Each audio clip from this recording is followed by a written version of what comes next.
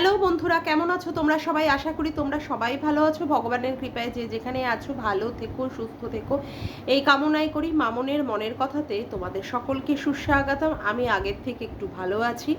আমি আজকে রাত্রে ভিডিওটা করে রেখে দিচ্ছি। আগামীকাল অর্থাৎ 3রা জুন আমি এই ভিডিওটাকে পাবলিক করে দেবো। আমার প্রেশারটা এখন একটু নর্মালের দিকে আছে, মানে আমি এখন প্রেশারের ওষুধ খেয়েছি, গতকালও খেয়েছি, আজকেও খেয়েছি। যাই হোক, আগের থেকে একটু আমি মানে ভালো ফিল করছি বলেই রাত্রেবেলা ভিডিওটা করতে বসলাম। সারাদিনে আজকে সেইভাবে আর শরীরে ছিল মানে দিচ্ছিল না বলে একটাই ভিডিও দিয়েছি। আগামীকাল থেকে চেষ্টা করব 2 বা 3টে ভিডিও দেওয়ার, ঠিক আছে? যাই হোক, আমার মূল বিষয়বস্তুতে আমি আসি। দেখ, আমি ঘোড়ামুখী দালালকে নিয়েই বলছি, কারণ সেই আমার কন্টেন্ট, আমি তাকেই কন্টেন্ট বানাই। তুই বারংবার করে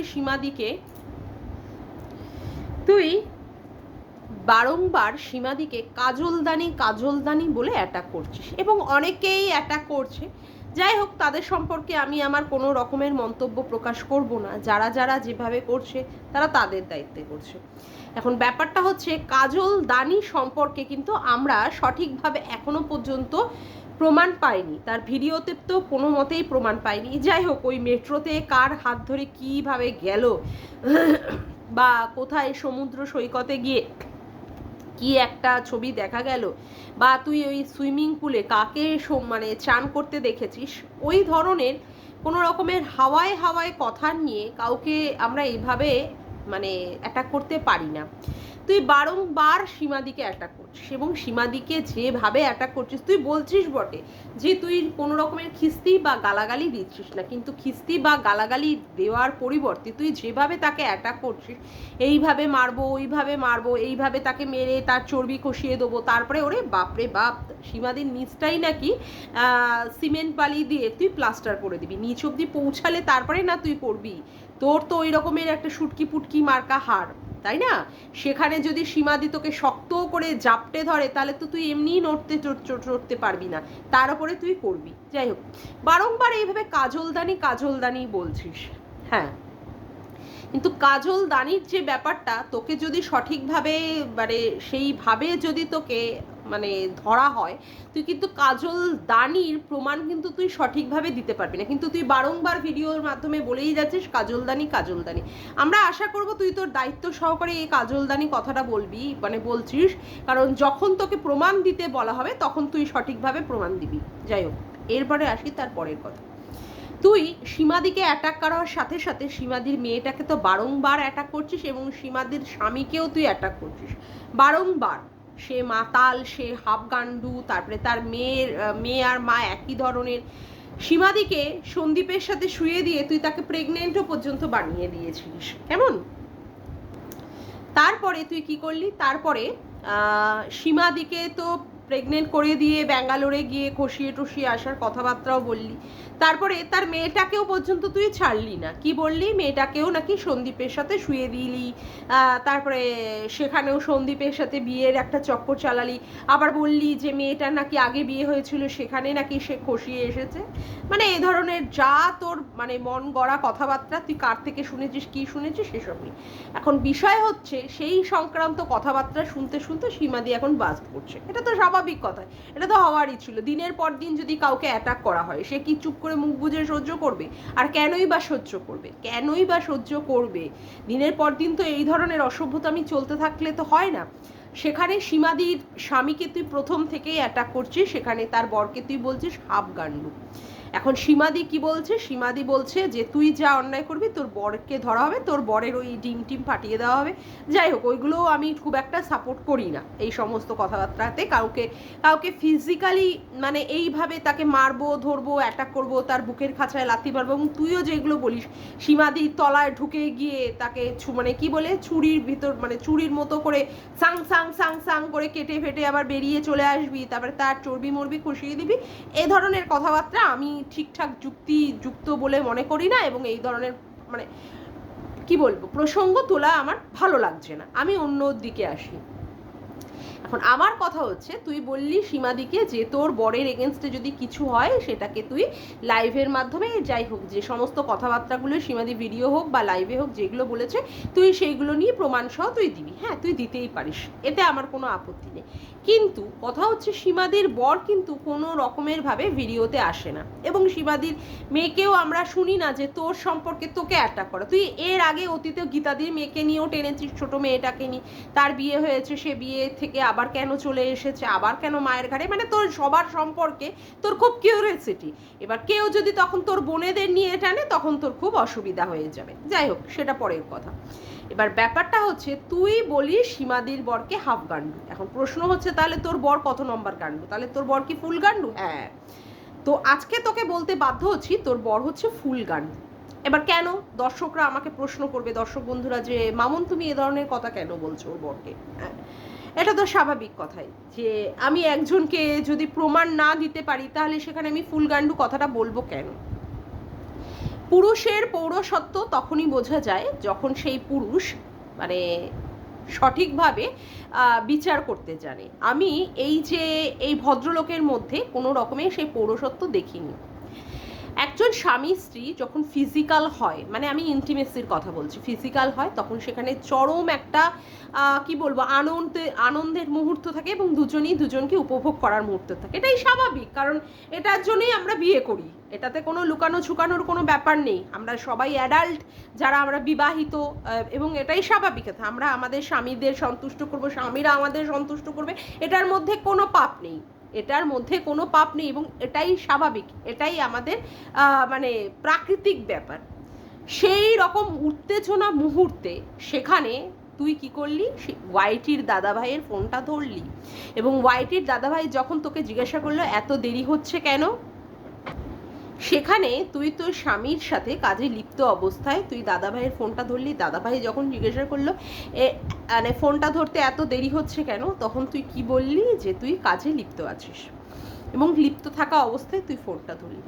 এখন কথা হচ্ছে যে কোন স্বামী এটাকে মেনে নেয় যে তার সাথে ফিজিক্যাল হওয়ার অবস্থায় তার ওয়াইফ অন্য কোনো পরপুরুষের ফোন ধরবে? এটা কি সত্যিই পুরুষের প্রমাণ?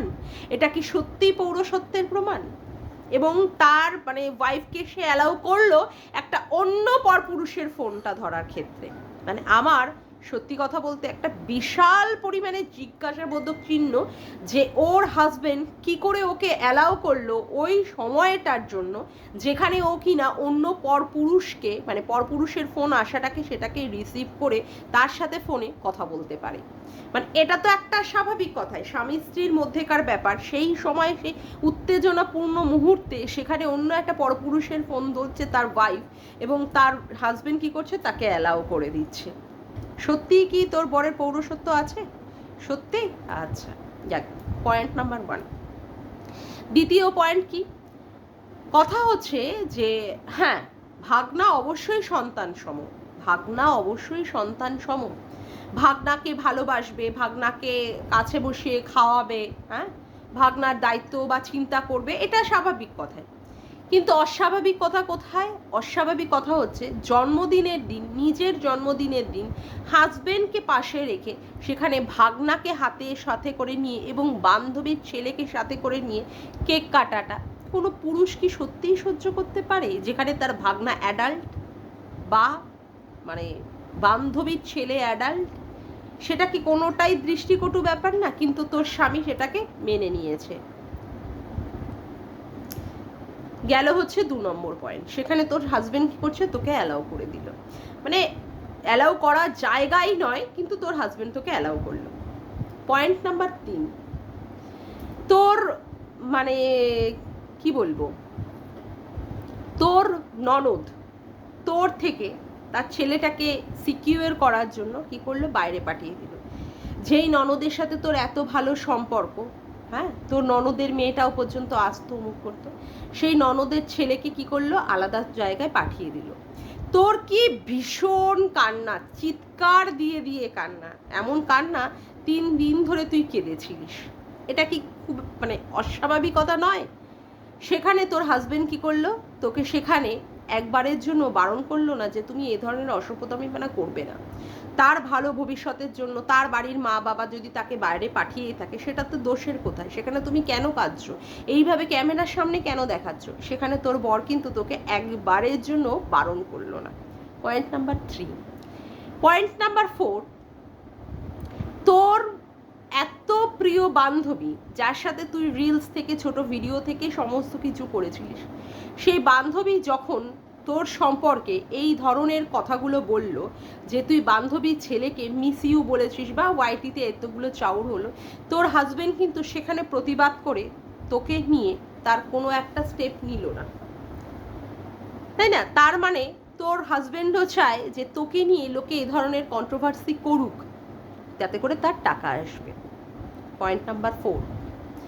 পয়েন্ট নাম্বার 5, দক্ষিণেশ্বরে আমরা যখন মিট আপে গিয়েছিলাম, আমি তখন নিজে ব্যক্তিগতভাবে দেখলাম, যখন ওয়াইটির দাদাভাই ঢুকছিল, তোর বড় তখন পাশ থেকে তোকে নিয়ে ঢুকছিল।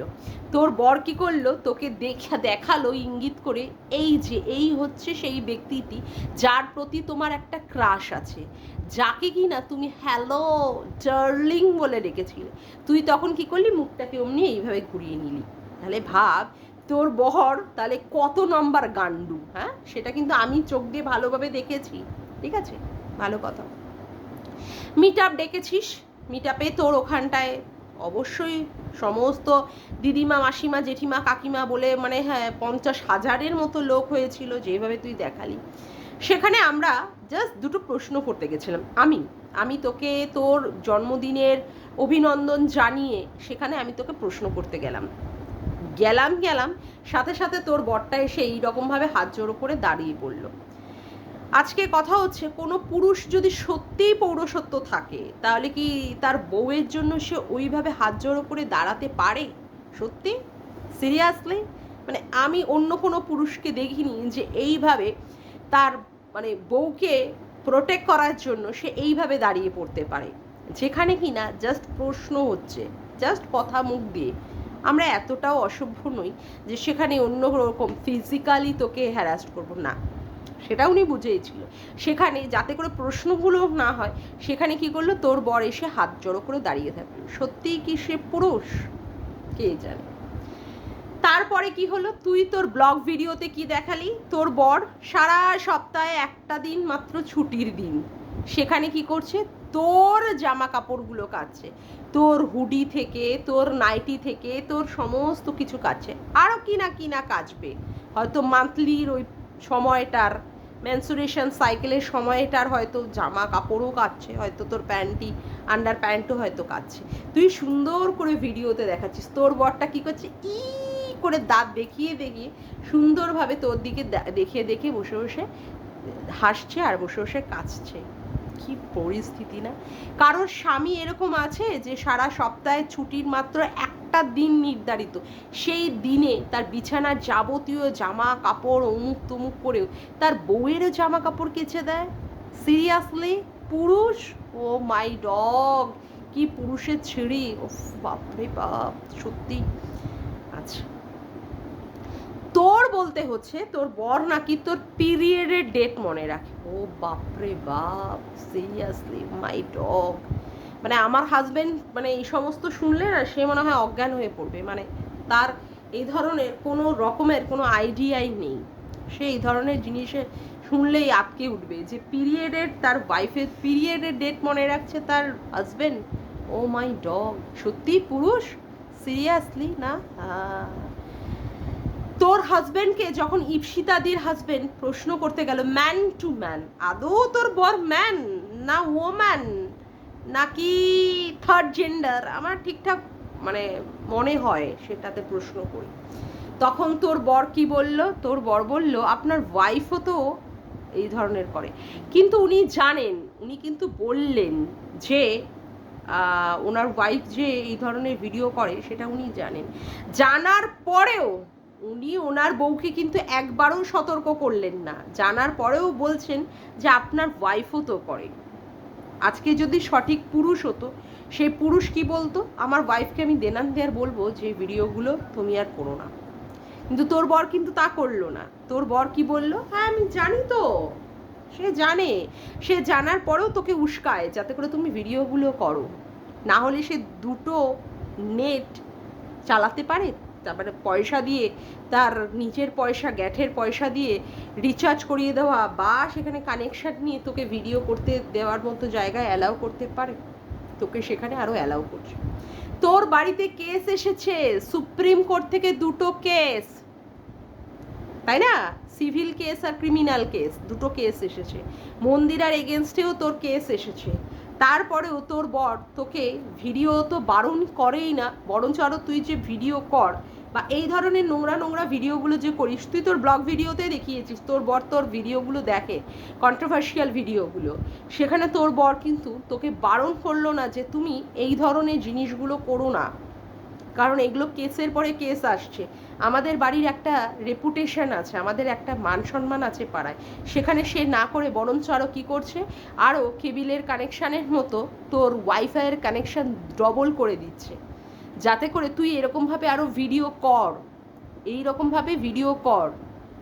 কোনো পুরুষ আছে যে এই রকমভাবে কেসের ওপরে কেস আসার পরও তার ওয়াইফকে আরও প্ররোচিত করবে যাতে করে তার বউ এইভাবে ভিডিও করে যাক? I don't know, god nose, সব গড নোজ।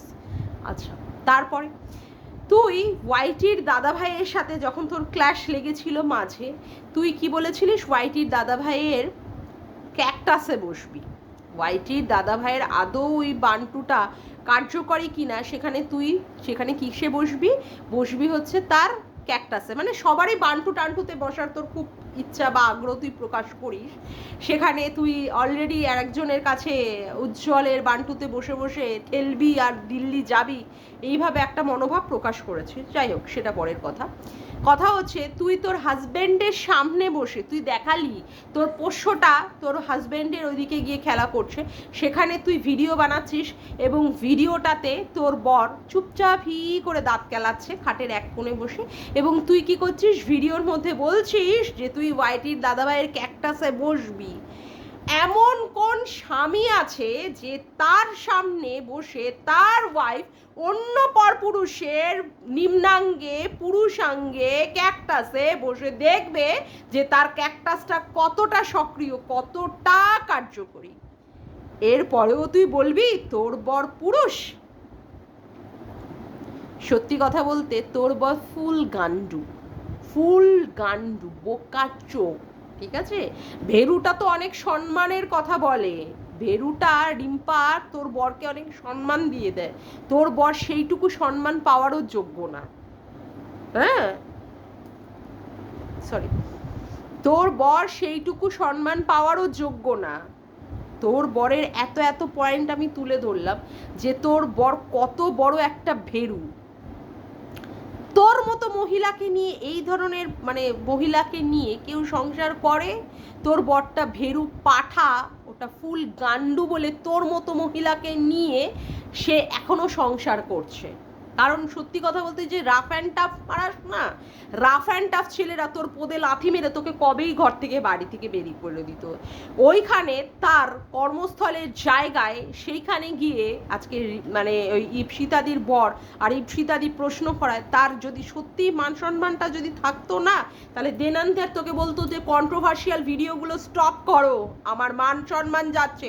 বাড়িতে তো আমার অলরেডি মান সম্মান চলে গেছে কেসের ওপরে কেস এসে, তারপরেও আমার অফিসের জায়গায়, আমার কর্মস্থলে, সেখানে সবাই জানছে আমার বউ এ ধরনের নোংরা নোংরা ভিডিও করে, কারোর সন্তানের পিতৃত্বের প্রশ্ন তোলে, সেইখানে আমাকে অপমানিত হতে হচ্ছে, সেইখানে তুমি দেনান দেয়ার, কিন্তু তুই একদিন মাত্র ভিডিও বন্ধ করে তার পরের দিনই আবার সব মূর্তিতে ফিরে আসলি। তাহলে ফুল গান্ডুটা কে? তুই সীমাদির বরকে বলিস হাফ গান্ডু? সীমাদির বর মাতাল হয়ে যদি হাফ গান্ডুগিরি করে তাও মেনে নেওয়া যায়। তোর বরটা কি খায় যার ফলে সে ফুল গান্ডুগিরি করে? তোর বরটা তো প্রমাণ করে দিলাম, তোর বরটা একটা ফুল গান্ডু, বুঝলি আমার কথাগুলো? তোর বর ফুল গান্ডু।